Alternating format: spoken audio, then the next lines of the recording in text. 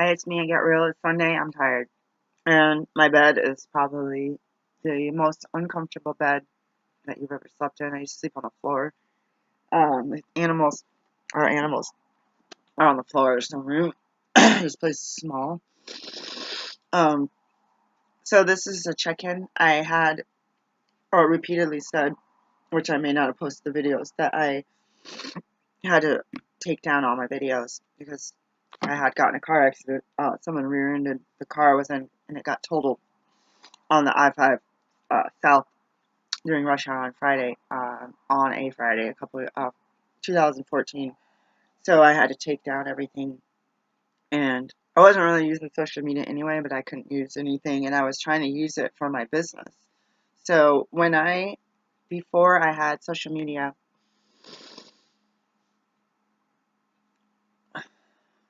well, okay, before I had social media, I had I had an abuser who had got out of jail, and I had received an email from this person, and I believe it was just from porn or something, like a virus email or whatever, that went through all its contacts. And because I saw the CC copy, which made me mad because the person's name that he was cheating on me with was on there. I was so mad. And all these other women, I was like, well, who cares? Because I had left this but 3 years prior, and he had gone to jail and had just got released my first week, like maybe first day of med school. And I didn't remember doing this. I signed up for the Vine. I saw a morning meeting, woman at a morning meeting, 7 a.m. meeting, Northeast. I don't know if it's one side of the street is Northeast and one side is North. I believe it's Northeast Martin Luther King Jr. Boulevard. Um, this lady said, "Oh, you need to sign up for the Vine victim protection." I don't remember doing it. I don't know if I gave her my number and she did it. But I was sitting in class, throwing her off, like the first week, first day of class, second day of class, something like that, you know. And we had all those organ system, freaking anatomy, physiology, ridiculous classes, biochemistry. Because I have a degree from the College of Agriculture, so I go deep into science, even though it's a Bachelor of Science. And I kept getting phone calls, like they just call you like every hour, and you listen to the message, and it's like, this prisoner has been released, protect yourself. Like, I just freaked the heck out of me. And I had to go to security and make up a safety plan because I was like not sure. Anyway, so I had not really been using. Someone's like, "Oh, change your email address and all this stuff." Like, but I did, and I still have the same what I had when I was with him. And the other one, I don't even end up all spam. I haven't checked it in a year or two. It's probably not even active. Um, anyways, because of fleeing the abusive situation, it wasn't just like, I'm out of here, see ya. It was dangerous, so we fled, and then we had to get restraining orders, and the police had to help us remove some items from the home, so it was not safe, and I didn't want a lot of information about me out in the world. The internet, it doesn't matter. It's like, you got a phone, you got a voter's registration card, you have electric bill, like all of these things. Like, you have a license to do something in your state or run a business. It's, you have, like, someone's like, "Oh, you're gonna have to get a lawyer," and you're gonna, like, you have a website, they're gonna be able to look and see what's the creator's name and demographic and address, and you're like, "Oh, you have to pay extra money to get that stuff hidden," and all this. And I'm like, I don't even have the money to come up with the first thing. So I would say, well, definitely prior to 2014, I spent that 10 years kind of on the underground, and then as I became more as a businesswoman, it got, and even as a teacher publicly, it got, like, just part-time. I teach sometimes when I get invited to events. It became really hard to remain on the underground. Um, before, like, did Facebook or the Google and Facebook facial recognition, I just had my name, Mia, right? And I was like, oh. that's the easy way to be on social media. Just use that nickname. And now if you look me up for my business or for that, like this channel, like everything, like if you look up my name, either name, it'll pop up my face, and it will pop up both my business YouTube and my personal one, which is embarrassing because it's like the personal one, and I'm sitting here crying about, you know, somebody messing with me at school or something. I'm like, oh, well, that's embarrassing. But the reason I make these videos, and it sucks for me to say this, is I've talked to a couple people who were in seriously violent relationships, and I came out of more than one, some a spouse, some other types of relatives, and even neighbors. And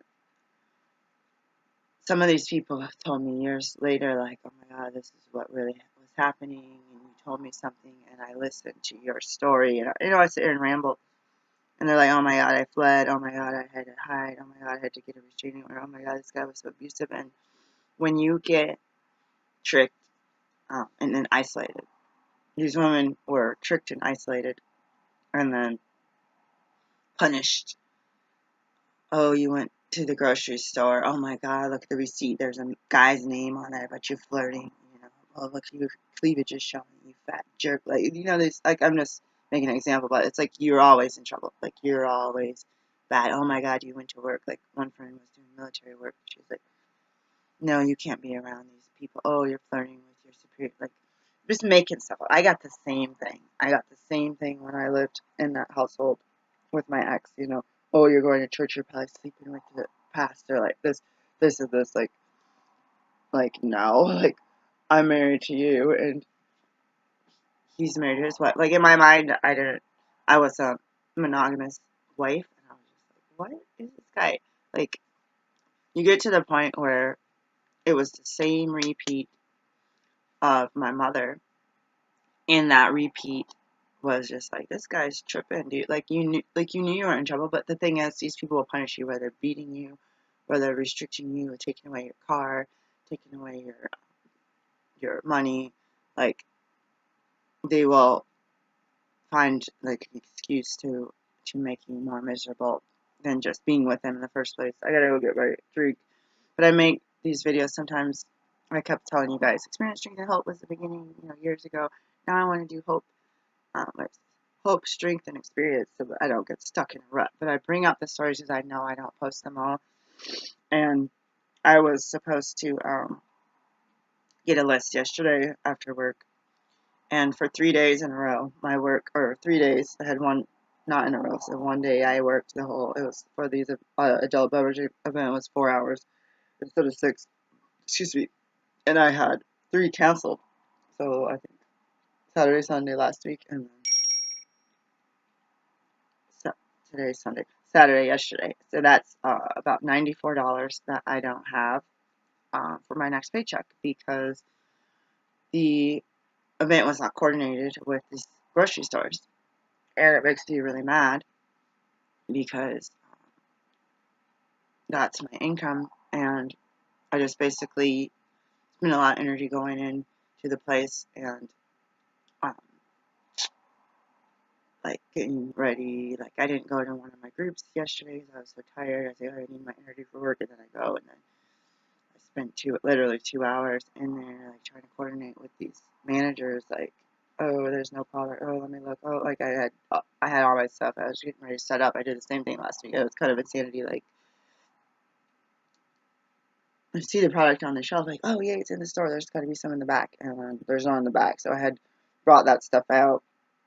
If you go in the back of the grocery and you have your equipment, but we don't keep it in a car. If I had kept it in a car, but I brought it in anyways. You have your equipment, and you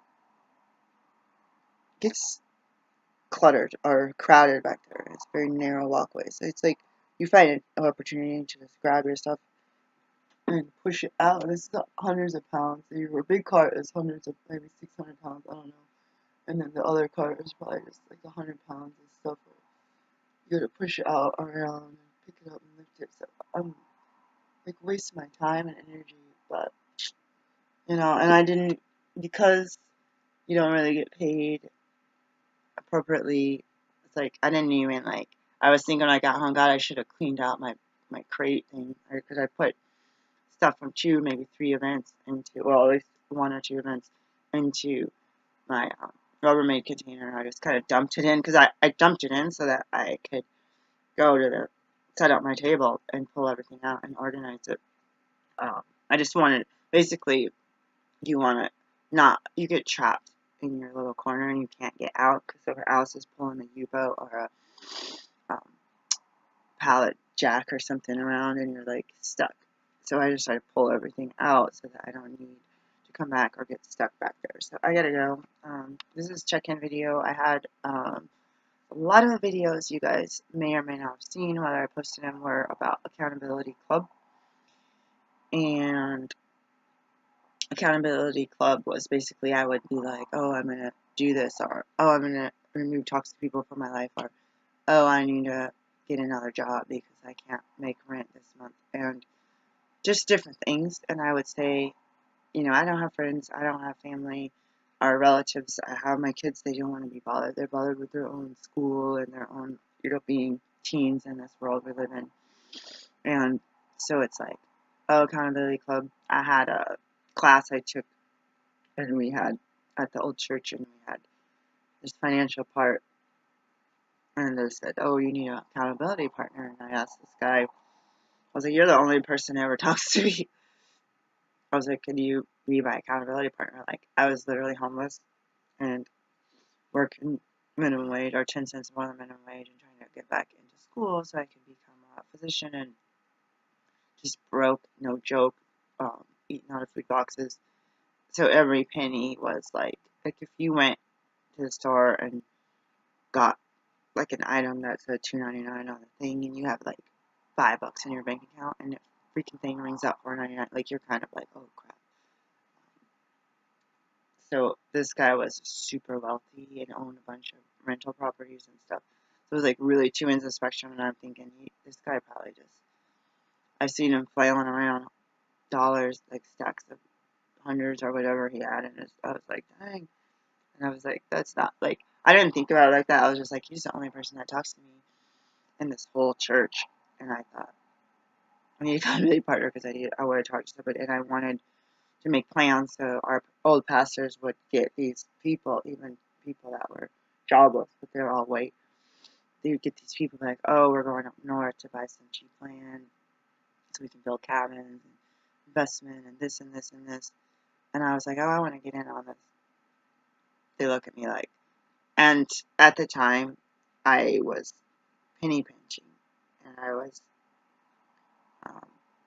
I don't know, like, I was going to sell some stuff, you know, 10, 13, 14 years ago. I was going to sell some items, old items on my mom's, and make money, and I talked to this real estate agent about selling them to make money. I got to go get my drink. He's like, oh yeah, that would be a good investment. Now the kids are like, no, it's just basically a family memory heirloom that wouldn't be able to be replaced. But at the time, it's like, you'd be sitting, there was a Twilight Zone episode where they were fighting over gold, and they were in the desert or something, they were stranded, and if they would have been able to get out and walk and hitchhike or whatever to the next town, they would have been able to survive. But if they carried the gold, they would die, uh, dehydrate on the side of the road. I don't remember much about that episode. We used to have the videos. Everything got left to my ex when I fled in a dangerous area. But yeah, I need to go get my water. I'll do a part 2. But yeah, it never happened. That person was not interested in being a accountability club. And at the time, I may have had some money to invest, because I'd already purchased land for cash before, and with a house on it and all this stuff. And I was like, I need to do that again. So I was really, really serious. As a homeless person, we still had to pay rent. That's the thing. You still had the shelter fees. And pretty much they would take about 90-something% of your income that you brought in.